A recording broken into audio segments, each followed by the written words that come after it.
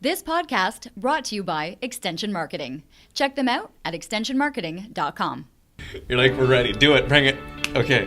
Here we go. Welcome to my first ever podcast. We're going with Living Your Life with Lianne Laing. This is really exciting. It is so different to be in this format after 20 years of working in television, but really 20 years of being under the clock, right? Every second counts. And so I am so excited to finally drop the count, drop the 30 seconds to commercial break, and have an opportunity to really dive into the subject matter and to the guests that we have on the show. So I thought it was really quite fitting that my first guest on this podcast would be Dr. Sean Murphy from Murphy Chiropractic Clinic, just because we have spent just under 4 years together, if I'm right, and really seeing each other almost every 3 weeks for all these years in the Ask the Expert segment. So you knew that I was calling you first, didn't you? Well, sort of. Yeah, we talked about it a bit, and I'm like, wow, she's really doing it. Mm-hmm. You know, I'm so grateful that I'm your first guest, but also that even more that you're doing this. Like, it's incredible, Lianne, like what you've done in all these years in this city. Like, I always tease you and say you are the princess in this city, but Ottawa does love you, and I mean, this is going to be really an exciting way for you to get into the topic matter like you do. And I think, and going with that title, what do you think? Living Your Life. I put this out to Instagram, right? Yeah. And to say, okay, well, how do you guys see this and how do you see it playing out? And it was interesting to see that most of the people that responded knew that it was going to be about life and bettering yourself and being a better person and trying to be able to take care of yourself. So do you like the title? I do like the title. I mean, and you've always been the person that make it about people watching. Mm-hmm. It's not about you or even the guest. It's about, okay, am I giving something to the people that are listening or watching? And so when you say living your life, mm-hmm. that's important to me to listen, because I'm like, wow, she's really thinking about things that I might be interested in, or anybody, you know, that's trying to do better, a little bit better every day. And I think it's great. Okay. I think you're great. And I think you've known that for years. And so for people who aren't familiar, who haven't been watching CTV Morning Live and are going, okay, well, who exactly is she talking to? You know what? It's interesting because I've known you for all these years, but when I actually start the Google machine, and I love how you introduce yourself, because for a lot of people, you explain it as, you know, being a top health expert, especially here in Canada, in human function, in wellness, and in spinal restoration. Nice. And so those for you were the three platforms that you chose to describe yourself. That's right. Do you think that that's the best way? It is the best way. I mean, because again, like, that's why you and I get along so well, is because it's to help people realize that there's greatness inside them. So if you just come out and say that, it sounds a little bit strange. But when you tell them it's actually neurological, scientifically based, and it truly is proven that the people have greatness inside them that they can heal and all that stuff. I love helping somebody understand that and how simple health can be if you make some solid choices and stick with it. So I'm surprised you even found that. I don't even know, where'd you find that? I have time since I've read that. I have my resources, and so let's go back, because I introduced you as Dr. Murphy when you were meeting people here in the office, and your first reaction is to make fun of the fact that, well, I'm not the doctor. I'm not a real doctor. So what was it for you when you were deciding where you wanted to go with medicine, and you're deciding on that route that made you decide not to go into medicine, but actually to go into chiropractic? That's because awesome. That, I think, for many people is there's still that kind of that barrier of what's the choice? Why? Well, I'm glad you said that, because, you know, when I brought it to my dad, and I knew I wanted to do something in healthcare. So then when I brought it to Dad and Mom in the kitchen, I remember it to this day, I said, I was thinking about going into chiropractic, and Dad said, well, how long does that take? I said, well, you have to go to university for 4 years, and then it's a 5-year program to that. So Dad did the quick math, and he said, well, that's like 9 years. I mean, yeah. He goes, well, why wouldn't you be a real doctor then? I'm like, thanks for the support, Dad. But the reason I did, Lianne, is because I also like to think different, as you know, and you and I both are the same that way. And in medicine, there's nothing wrong. I mean, doctors all want to get their patients better. And crisis management, emergency care, I think medicine is incredible. You know, you drive home here and get in an accident, they can reattach your arm. And I mean, I respect that. Where I wanted to focus, though, for people is everyday people living everyday lives, trying to do their best, maybe medication-free, and realize that they could do it naturally. And I knew I was going to have to work really hard, because not everybody was raised thinking naturally like that. I certainly wasn't. I carried medication in my pocket for allergies. I carried it for stomach concerns. I carried it for I just remember I had a Ziploc bag if we travel, like of all my medications. And that was a big concern. I'm like, oh my gosh, what if something happens? I need those. Over time, I've learned that that's not necessarily true. And so I have had to work hard to help people realize that it's okay to trust their symptoms. It's okay to trust their healing ability that's built into them anyways. Because in the big end of things, when you and I get to the end, we're going to be relying on our health at the end. When you're studying, though, the mechanics of the body, because so much of this comes down to the spine, like what was it as you were going through those 5 extra years of education after you had done your undergraduate and going through chiropractic school, were there parts of the learning that fascinated you that, you know, that you kind of, like the aha moment, like this is how things work? Every day.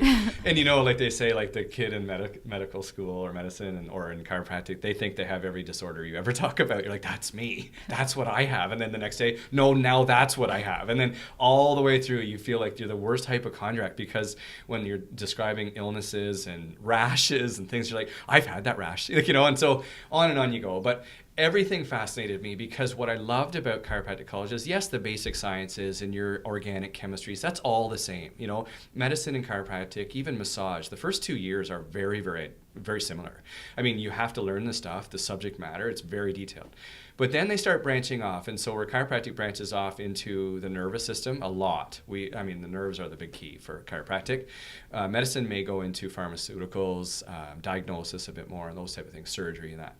So for me, every day when they would say something like, they'd say, you know, have you thought about the phlegm production in your throat is because of dairy food? And I'd be sitting in class thinking, no, I've never thought of that. Or have you ever thought about the reasons you have allergies has nothing to do with the season, but because of your low water intake? And I was like, no, I never thought of that either. Okay, by the way, for those of you who didn't see that, and we do have this being filmed also, Dr. Murphy just winked at me when he mentioned water intake. Why, Lianne? I don't consume water. Like I don't know scientifically. I think I'm, one of those, how does this function? You're unique. I think I eat a lot of fruits and vegetables, and I have my coffee and I have my teas, but I cannot physically, I have a hard time drinking water. I'm never thirsty, and I can work out and never need, I had 4-hour training sessions and I never was thirsty for water. Yeah. But I just thought that was really funny that as he's explaining things to me, he used there's a little wink over as to the water consumption. And you're right. I mean, and we won't get into that. That's a whole other episode for your water intake. We'll save that one, yes. As I sit here with my own glass of water and you do not have one. But the thing is, so absolutely, to answer your question, yes, I was fascinated every single day and I wanted to learn more. And you know what that does, though, Lianne, is like when you love what you do, and you're learning, like you never stop wanting to learn more because you miss that feeling. Like when you get practicing in healthcare and you have real people coming in with those type of things, it does take a long time to convince somebody that they may need to drink more water for their allergies, or they may need to cut out some foods that are causing problems like, phlegm production, whatever, indigestion. So you have to be patient with people. But as you're learning, like the more I learn, the more I can understand it. And then my goal has always been to make it really simple. Because if you get too technical with people and you bombard them with, they got to do everything like yesterday, they can't. And so, you had, like, can I use you as an example? Sure. When you were doing this podcast, like, there's a lot you had to do. And it can be a bit overwhelming because you're like, there's a whole lot I don't even know yet. But there is a joy in learning it. And I can see it in your face today. You're so psyched and excited because you're like, I'm actually doing something really new and fresh. And that's what I loved about chiropractic. It was new, it was fresh, it was exciting, it was late breaking, it was fairly, like, everything was different. I'm like, I can give somebody something different to think about. Okay, and you have been different in the way you practice. Oh, yeah. So, for people to understand what makes you actually different and unique, this isn't about people coming in and having a quick adjustment and leaving the office. No. I mean, and there's a place for that too. Some people are like, if you could just give me some relief today. And I had to step away from that. I used to adjust people and then tell them to give me a call when they need me again and stuff like that. But when I got into spinal restoration, or where you look at a person's posture, it takes a long time and a lot of repetition to change somebody, as I was saying. So their posture is very, very important. And you can't change it overnight. And you need repetition. You need to create a relationship with a person. So when we look at somebody, we tell them, like, if you give us a year of your life or longer, like, it'll change your life. Now, not everybody can do that, but that's something we really look at, is like, I want to have a lifetime relationship with a person, whether they're in our office or not. So, because I truly care. And so whether they're in front of me or not, I'm still caring about a person, like you would care for your kids forever. forever. Okay. And so how is it if you say, give me a year of your life to be able to do this? What are you looking for in that patient, and why, as you mentioned, the spinal restoration is such an important part? Well, when you're looking at a year of a person's life, like they say, 3 months to change a habit. So you've got that portion of the care. And then there's subacute care where the spine and the ligaments and the muscles are changing. So you got to keep addressing and that like that. And then finally you get to the end of the year, so where you're doing wellness and you're helping a person maybe make some other changes in their life. And I always find the more they bump up against us, the more they learn in their life. And so the more you surround yourself with people that you want to be like or be around, the better you'll be. So if you're trying to, like, a better example would be like if you're trying to learn how to play a guitar or the piano, like the teacher's going to want you to have some repetition. Like, pick that thing up as much as you can, because that's how the nervous system learns. And so pretty soon you can play a couple songs, which is awesome. Or fitness. The more times you go with recovery, the better you're going to be, So I always looked at it. What was brought to my attention was a doctor said to me, look at Sean, like, how often do you see the people you love? And I said, well, I will check their spine or their health, like, as much as I can. And they're like, okay, well, then why would you tell somebody to come in every blue moon? Like, And I'm like, well, I don't know. And he said, because you're telling me all the people you love and care about, you see them more frequently. And I'm like, he sort of put me in a corner. I'm like, yeah, why do I do that? So I had to go and study more and find out repetition makes a big, big difference. And over time, an even bigger difference. Okay. Making the connection, because you've mentioned this twice. You've mentioned the spine and you've mentioned the nervous system and the restoration. So how have you worked the two together so that you feel that you're enabling a person to feel better and heal themselves? That's awesome. At the same time of you working with the spine to be able to then, I guess, the way you deal with the nervous system. I got you. Right? Because those two for you are intertwined, and that's Absolutely. really how you feel, if I'm correct, Sure. about the way our own bodies heal themselves. Right. So your brain and nervous system is in control. And there's nothing that is wrapped with more armor in your body than your brain and nervous system. Your brain's inside the big skull, and your your spinal cord is inside the spine, all this armor. So chiropractors like me work with the bones around the spinal cord, but I'm most interested in how the brain and the nervous system is functioning. So basically, if you picture the armor wrapping around a long, soft structure, and that armor is misaligned or it's getting degenerative or whatever, and it's spurring or scraping into a delicate structure, well, until you stop that scraping or that interference, that spine and the nervous system won't work very well. So you want to remove the interference to allow a person just to be themselves again. And so with repetition and adjusting the person, getting their posture so that you're not having your head hanging forward, which crushes the spinal cord. You're not having your hips shifted to one side or the other, which also interferes with the spinal cord. When you start to see that line up and you give a person exercises to do at home, how they should sit at their desk, how they should exercise like you every day, how they should have healthy muscles and healthy food inside them, all of those things contribute to improving the alignment of the spine, which allows the person then to just be at ease, Okay, because most people are going to sit here going, my posture's not that great, so Anyways, what? Yeah. Right. So really, why? So what? My posture is a certain way. Right. What is it changing internally, or Right. what is having that alignment working for you so that everything else, not just your posture, is going to benefit? Like, Oh, what I does gotcha. What does Right. this help improve? Okay, so you have 31 pairs of nerves inside the spine. This is what you're getting to, Lianne, so I'm going to go there because we couldn't talk about this so much on TV, so this is why these Right. podcasts are going to be awesome. So you have 31 pairs of nerves inside there and your brain and nervous system. So your brain has this one major trunk, and then it sends out 31 pairs of nerves that keep branching and branching and branching like a tree. There's 31. 31 pairs. Okay. Yeah, so 62. So basically, those nerves, they are the connection between your brain, which knows what to do 100% of the time, and wherever they go. So if it's a nerve that goes to your liver, it's communicating between your brain and your liver all the time.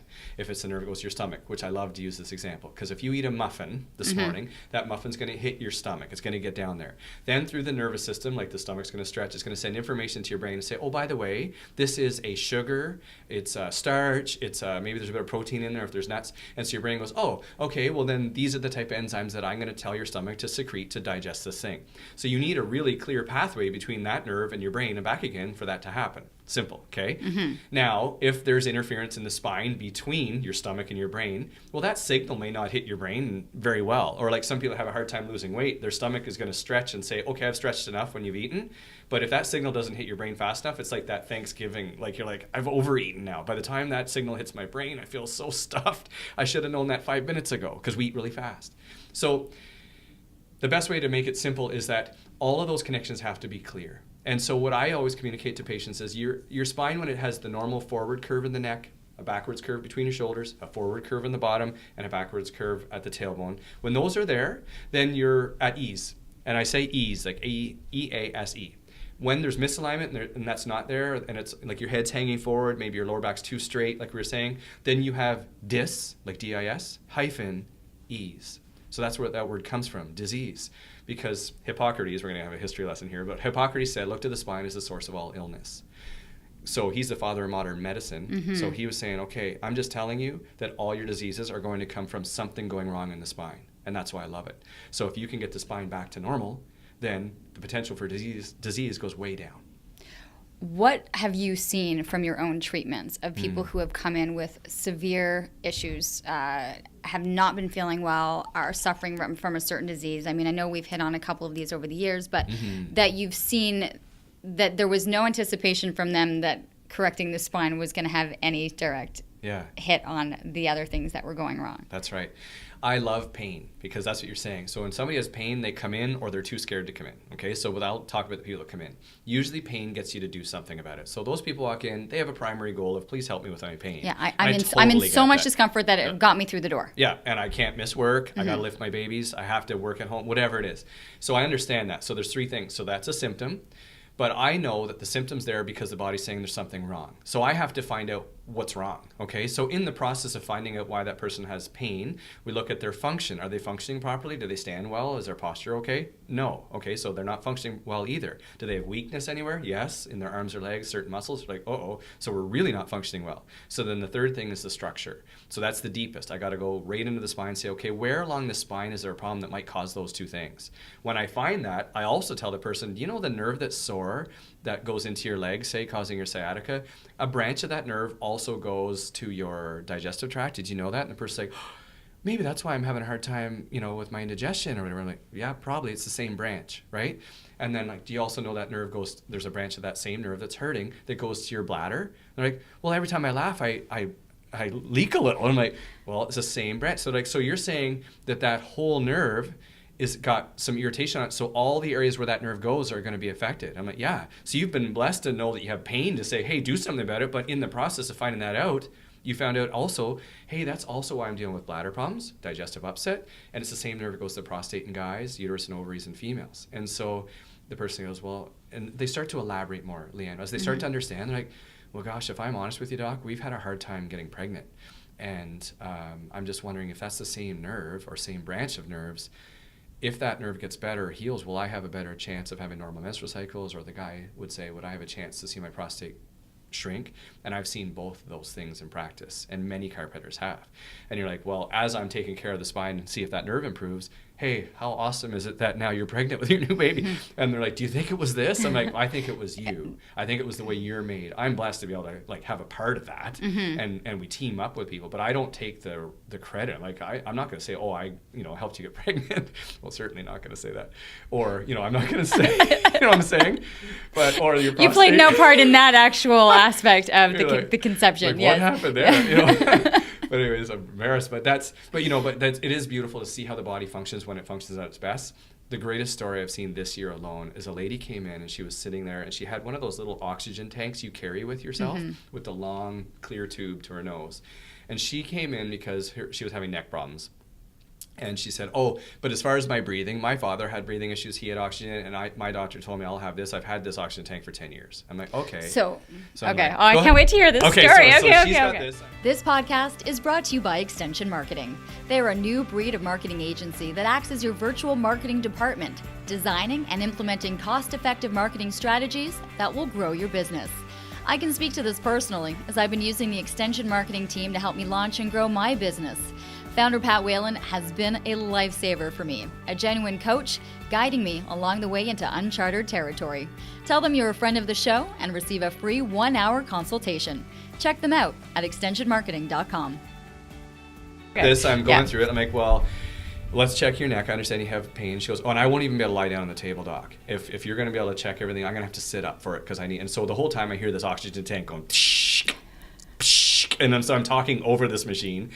And I said, so through the exam, we find that the nerves that are pinched in her neck are causing pain for sure, but they're also the nerves that go to her diaphragm, ironically, which if they're pinched off, then your diaphragm doesn't function very well. And of course, you can't breathe very well then. So we get talking about that, but she was not hearing it. And she's like, I don't care. There's no way this is going to change. I'm like, well, okay, so I just leave it. I'm like, well, let's just work on your neck then. So starting to take care of her, and all her friends say, oh gosh, don't go see a chiropractor, let him touch your neck. Oh my gosh, all this stuff. So she's got to battle that all out there and still come and see me. So we're going through the process. We go from seated, then she can lie on her back, but as long as her face is still up, she could still breathe with her oxygen tank, and I could do a little bit more work that way. Then I remember like it was like yesterday, but it was 2 months ago.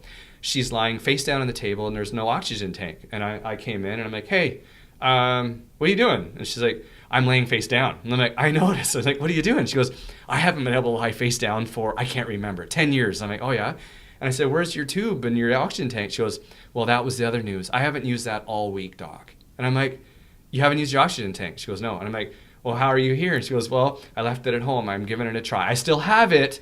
And so, she brought in just before Christmas that tube that was attached to her nose everywhere she went, grocery store, post office, and she gave it to me. And she said, I wanted to give you this. Wow. And I'm like, oh my why? God. And she goes, because I don't use it anymore. I'm like, you are just making my day. And she's like, and I told all the naysayers, she said, in my neck doesn't hurt, but what's even better? She says, I can breathe on my own without my oxygen tank anymore. I'm like, that's incredible. There was no expectation of her when she walked into your office. No. That was going to be the solution. That was going to be the outcome at the end. Right. And yet, and she didn't believe it right off the bat. She's like, listen, I'm not here for this. Yeah. I'm here for my neck. Yeah. That I would think as a doctor or being in that office, that's what you're looking for from your patients. Every time. They don't know I'm looking for that, and you want to take a really clear history to get all the real stuff. And, when you're asking people questions, usually they give you the superficial stuff. And I think, I'll get back to that, but the superficial stuff, and they'll tell you like what they think you want to hear, but you get right into that kind of stuff, and all of a sudden a person opens up and says, you know what, can I just be honest with you? And I'm like, what? And they're like, I had a gentleman, 36 years old, and he goes, I came in here for my low back, and he said, that's what I told you it was a problem? And, yeah. And he says, but I'm 36 years old, and I'm having a problem with my intimacy, if you know what I mean. I'm like, oh, I'm picking up. And he goes, I don't know what's wrong with me, doc. And I'm like, okay. And he said, my wife and I want to have a family, and I'm unable to contribute to that. And he said, so I was really, if I'm just 100% honest with you, that's why I'm here. And I didn't want to tell you on day one because I was embarrassed. And I'm like, no, I totally understand. So that's why I said earlier, I said, the relationship that you form with people is vital. Like you told me when we were talking about doing this, you said, I don't know if I would listen to all the things you say, doc, if it wasn't for the 4 years we spent together, because I had to learn to trust you and have a relationship with you and know your heart, what you're trying to get out of this. And when I do, it's a lot better. It's a lot more real. And that's what people right now are yearning for, the real stuff. I think when we look at the way the medical system is working, though, right, and trying to take our responsibility of our own health to understand what our bodies are capable of. And I think that was what was always fascinating for me when I was talking to you, is realizing the ability for ourselves to heal. Right. I've always been very big into visualization, and trying to picture things kind of coming back together or healing themselves. But when you scientifically can realize that if the body is in a certain place, that it wants to heal itself. It does. Every reason a cut heals on your arm and mine is because your skin heals or regrows every 35 to 43 days. The reason we can donate a liver to somebody else, or 2/3 of our liver, is because your liver regrows every 90 days. And so when you know those numbers and you know the science behind them, then you start to trust yourself a bit more. You start to trust the symptoms and what they mean a bit more instead of running to cover them up. And I know some of my best friends are medical doctors, and they have a hard time with that too. They want the person to have the strength to realize that they need to know the symptom. They need to know why they have pain, to not ignore it and just keep pushing on. And so when they're listening to people, but they also don't have the amount of time that maybe we take to listen, or at least in our office, we listen because it's important to really get to that, stage 3, stage 4 thing that the person finally shares with you. Like, if I rush through that, they're not going to share that with me. They're going to feel rushed, and they're like, oh, he doesn't even really want to know that. Most of us feel rushed when we're heading in and out of a doctor's office. Yeah. Realistically, Absolutely. right? We're just trying to get ourselves booked into an appointment, and it's kind of like you get in, say what you need to, and then get out. It's hard to change. You're trying to get as much, and sometimes I think people have to write things down because they know they're going to forget something when they're in the office, because we're just feeling like, you become almost pressured. Pressured, and it's like, and you're going in for one thing. Well, I just need medicine for this, and then you don't get to the rest of it. Which, and heck no, if I walk out of here and you don't give me what I'm looking for, like, as my buddies say, like, look, if we don't give a prescription to something, the person's like, I waited 2 hours for you, and all you're going to tell me is to cut out my coffee. Are you kidding me? But then sometimes that's what they needed to hear. But the doctors are pressured too to say, well, I want to give them something to take home, right? So you're right. People write down 100 things because they're like, I just want him to know everything so he really gets to the bottom of my problem. But you know what the bottom of the problem is always? Is something in you. It's either your bad habit, it's either something's gone wrong, the misalignment of your spine, a nerve's been irritated, or there's a mental side of it. Maybe you've just been telling yourself the wrong story all this time, and you're like, gosh, like there's a number of things. But if you get that person to get back to themselves and get figuring out that stuff, then they'll find out that the true healing and the true search that they're looking for is actually in themselves. And that's why I love that you're doing this. And I'm realizing, and we'll go to your book, The Best Natural Healing Tips. That was the book that you put together. And I think a lot of it was based on the 4 years of segments and people calling in and asking questions.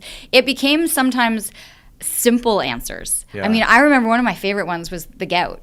Oh yeah. Right? When we had a lot of people talking and calling in about that, right? There's pain, it's discomfort, and people are like, I want this fixed quickly. But there was almost things that you had, like there are natural things, like there are things that you can consume. Foods play a big part of all of this. And so people were looking for those catchy kind of little things. Right. I'm grabbing one of your books. That's right fine. now. It can be, and it can be like those catchy things. Sometimes they're gimmicky, whatever. But in that book, they're not gimmicky. And you know why you and I did that book, or I did that book, and then put it together for us, is because in there, there's gout right there, and it's like what happens is. This was all the stuff that over 17 years people have asked me, like, okay, thanks for the adjustment, doc, but what else can I do? What else can I? And I got so exhausted explaining the same things over and over. So gout, people would say, well, what can I do? Like, why is it there? Like the doctors say I've got uric acid crystals. And I'm like, right, that they're accumulating. What does that mean? Well, that means like you got sharp shards of glass floating through your bloodstream that are going to land at your toe. Painful, right? But that's what people are saying. Like it is an excruciating pain that comes in. And you can't even move, and you're like, and some people, by the time they've had several episodes of it, and it gets worse and worse and worse. So then apple cider vinegar is what we said. Let's put apple cider vinegar in your diet. And they're like, well, that's an acid as well, so why would I put an acid in an acid? Well, if it's natural and organic and doesn't have any citric acid added to it, what your body does with that is actually makes your body basic. So it flips the thing on you. So then you got an acid and a base. If you go back to your science classes in high school, it forms water and carbon dioxide. So water's a lot softer in your system than uric acid. So if you can learn how to do it, and people like, I was just thinking of a weatherman at CTV who dealt with this. I think we're allowed to say JJ because he's been I think he has been open and he's been very open about it. But it was a godsend. He said this, apple cider vinegar, Sean, he said, I've done this and I've never had another gout attack since. Like it was ruining his cottage experience. It was like many people in the summer, like they get gout usually in July and August, and it just ruins your weekend away. And I remember seeing him hobble along at the station, and it was the day we were doing that segment. And I'm like, JJ, and he's like, what do you got there, Sean? And I'm like, well, it's apple cider vinegar. And he's like, what for? Told him the story, and I gave him the bottle. I had one bottle, so I'm like, just take it home and try it. He said, what do I do? I said, you take a tablespoon in a glass of water. Okay, so wait, for anyone listening right now, what do they do? So it's a tablespoon of apple cider vinegar in a glass of water. And I mean, what I do though, Lianne, is because I don't love the taste of it, I'll put it in a shot glass. So I've got a tablespoon in a shot glass and then fill the rest of water because I can quickly get it into me and then I'm done with it. Like the bigger the glass of water, the longer you got to taste it. Right. And so some people add it to apple juice, which isn't as good. But when you just put it in water and you do that a couple times a day, usually within 2 or 3 days, that gout is gone. And like we've had, you and I know, but so much feedback about that.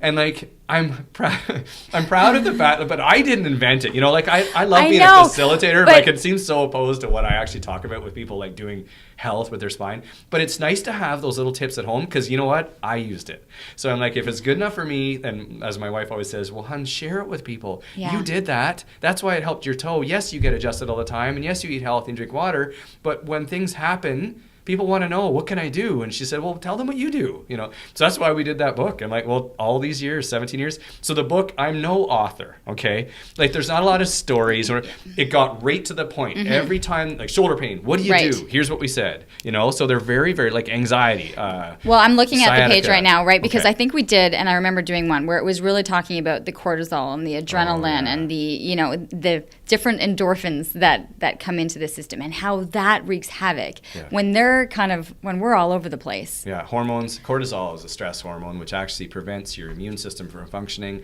It prevents you from digesting. It prevents your bones from regrowing and your muscles to recover. Because cortisol, when it's a when it's out of control in your system because of stress, basically the way your mind deals with that is it says, right now, I don't have time for anything else but survival.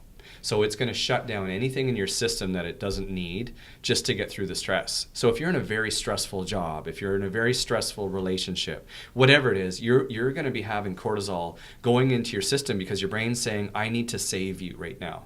I need you. It's like that run away from a bear syndrome. Like, I got to get away. I got to, and our natural tendency is like, I want to isolate myself. I want to go hide. And that's what cortisol does to us. But, human nature, we're like, well, I got to get up tomorrow and go to work. And so how do you combat that? And I'm like, one, you need to be aware that you've been under long-term stress and that it actually is killing you. Like, you're not repairing, you're not recovering. So that person tries to go to the gym and they're finding they're tearing their muscles down and hurting themselves. Well, we're going to have to look at other ways to help with your stress, So we look at, okay, what you and I talked about in that episode, if we look back, is actually doing things for others, like reaching out. And it's very, very difficult because under stress, you become very self-focused and self-centered because you're trying to survive. You're like, I got to keep my head above water. I'm not worrying about saving my neighbor over here like the Titanic. But when you do, if you force through that, what happens is an alternative hormone comes into your system, like oxytocin, like all the healthy hormones come in that actually combat that stress, and you start to see a change, and you start to look at things a little different. The filter changes, and then you move in, and that's all in that book too. We talked about that, I think, on TV for 20 minutes. That has been very, very powerful when we go and talk in schools about hormones for kids that are stressed out, and they can't figure out why they can't remember the stuff they're studying. And so we help those kids. We'll help other kids learn. And guess what? You'll learn because, one, you're going to be doing the subject matter, and two, you're actually going to cause a hormone change. So we give this talk in schools all the time. Yeah, and I think people don't understand as well. You're in the clinic a lot. You're also doing a lot of speaking engagements, and you're doing corporate talks, and you're doing these programs. So it's the message, I think, with you. Yeah, it is. I had a lady yesterday tell me that she was at an interview. She used to work with us, and she's a lovely, lovely lady. And she went for this interview, and the lady says, she goes, where did you work before? So this girl says, well, Dr. Murphy. And she goes, oh, that guy. See, and so the lady says, I got to get it right. See, this office doesn't need to be on TV every week to get referrals. That's what she said to my former employee. And I laughed. And so my former employee goes, have you met him? Because that's not what the goal is. Like she said, because she understands me in my heart, and you do too. The point is, like when I was on CTV a lot, they were saying, how can we evaluate if this is successful for you? I'm like, well, they're like, is it based on new clients that you'll see? I'm like, no, I don't even work down here. And they're like, well, then what's your goal? I'm like, my goal is I know there's people sitting at home struggling, and they aren't thinking of another alternative other than what they're seeing on commercials. And so I said, I have to reach out to those people or we're losing the battle. And I think what was really interesting is that you were very quick to say, I'm in this area of the city. But if you call my office, I'm gonna direct you to the person in your area that's going to be able to help you. Yeah. And I think that was really. But I think a lot of it comes from your own spirituality and your own. Because I know God, I know religion, I know that's faith is a big part, and I have felt that was more in your message, is that you had in belief in your faith. Wow. That. You're going there with this? That's well, I'm not. Awesome. I'm just, but in terms of your wanting to share the information to better the lives of other people was more based on that than it was the pocketbook at the end of the day. That's why I love you, is because if, and people misunderstand, because there's no way that's what you're thinking. Like, Lianne, you're doing this podcast. There's no way that you're actually reaching out to help people with their life. You are. And it's like, and it's okay to be misunderstood for those people listening too. If you have a good heart, don't let the world change it. There's a really good, my faith is absolutely important. I mean, I'm not religious, but I'm faithful, and I believe that God asks us to reach out, because I think the joy is the most selfish thing you can do is actually reach out. If I'm being honest, the most selfish thing you can do is objectively reach out for other people, because you know what? The joy hits you more than that person. Like, you reach out, and then, hey, you do something for somebody special and don't tell anybody, it's even more, but that's the whole point. So yes, faith is important, but Garth Brooks had a song, and he said, while I'm trying to change the world, he said, I don't want the world to change me. And I thought that has resonated with me for my whole life, because if I succumb to the fear of gosh, what will people think? And I mean, I know you're going through that with what are people going to think? I do too. If you're trying to change the world, you're going to come up against really bad pushback. But you know what? we're still talking about the people that change the world. Well, because they're everywhere, and I think the more I'm opening up my mind to that, the more I'm seeing that there's some really great people out there that are encouraging, that are wanting to give people the right direction. And I think this is really about people understanding that there are different ways to look in their own health and different ways that they're going to be able to improve on it. Something maybe to just open their eyes a little bit more to the opportunity, the types of people that are there to be able to help them. And so this was definitely one of those opportunities. You know what? I'm just looking at this. How long do you think we've been chatting? I don't know. I'm going to guess 30 minutes maybe. Okay, we're approaching the, look at us. We're almost at 35 minutes. No, but there's just so much more to be able to delve into. But I want people to understand if they are suffering. Oh, yeah. If they are suffering right now, if they're living in pain, if they are feeling that they've had symptoms that have been underlying for years, maybe ask yourself a different question. Maybe say, what have I not done in the past that might be able to shift this? And that would be one thing, is to look inward. Inside. And people are going to end up seeing how much greatness they have. A lot of people think, I'm the one unique person that doesn't have the potential. And I'm like, you are not that unique. You know, you are made to heal, you're made to recover, you're made to help other people see the light of that as well in themselves. You can get it, you can do it too. My favorite things is, the best things in you're doing it is to tell stories. Tell stories. That people learn by stories. You look at the Bible, people learn by stories. Like everything you look at, the things you remember in your life are stories. And so when you're telling a story about health and how it improved, like that lady I was telling you about with the oxygen tank, I don't think people will forget that. Because I heard the strangest thing, and or things like that. Like I wish you could hang out with me all day and see the stories. Like it got so popular that we actually, Christine at Christmas, Christine's my wife, she bought this beautiful bell. And it's an old antique bell that we actually mounted where we take care of people. And people always ask me, what's the bell for? I said, the bell is there for that when you finally discover that you had the greatness, I want you to stand up and ring that bell. And it's ringing all the time, ringing all day. And people are like, oh, I heard the bell ring. What happened? And they're telling a story. And I'm pain-free. I'm walking, You're like I didn't believe my oxygen would be better. Or like, I'm pregnant. I was told I would never be. Or my back, I've dealt with this back pain for like 10 years, doc. This is just part of my life. I can't get better. And then they do. And you're like, wow, that's awesome. Now I'm running again. I thought I wouldn't water ski again, but now I am. And wow, I said, I'm like an observer to get to celebrate. Okay, now they're coming in and they're getting some of these treatments. And I want to just come back before we wrap this up, because there are different ways. People are going to freak out if they're thinking they're getting their neck adjusted. They're freaking out if, there is that fear. Why do people then have such fear when they're putting their hands and they're putting care of them? Yeah. Well, because like I said, the stories. Most of the stories we hear, unfortunately, some of them are wrong or false. And I grew up with somebody saying, oh my gosh, don't let the chiropractor touch your neck. And I'm like, wonder why. I had to overcome that fear. So I remember my first adjustment, and when the chiropractor was ready to adjust everything, I'm like, oh my gosh, she's on my neck or whatever. But it's very, very gentle. Like the way I look at it is like these things sneak in kind of sneaky. Like, when problems exist or show up, they got in somehow, you didn't even see it coming. So I always tell people, when we're going to take care of you now, we're going to be sneaky too. We're going to be really gentle. We're going to trick your body into being like, most people say when we're finished the treatment, they get up and they're like, that was it? And I'm like, that was it. Oh, well, I can handle that. And I know, I said, isn't it strange you had that preconceived? I think there's a deeper thing there too, as you were saying, is like why there's so much fear is because the gain is so great. Anytime you see like somebody that succeeds in a great way, right before was the most enormous amount of fear, eh? Yes. Am I not preaching something here? It's like, because I'm thinking of you. Fear is quite the fuel, absolutely. But you have learned because you've practiced, and that's where your gift is. You've practiced. Like don't tell Lianne that she can't, because she's gonna. But that's your fuel. But you also get past the fear, because on the other side, there's always something even greater. But unfortunately, in the world, some people, when they're not feeling well or hurting, it's very tough to succumb to fear, even to take the first step. So my encouragement today, as we're going through this, is just take a step. Like we offer in our office, and every chiropractor that I know, a free consultation. Like step one is just go talk. It's free. You sit there and just get in the office and go, well, that wasn't so bad. I saw babies come and go. I saw kids in 3, 4, 5 years old. I saw a lady that was 97.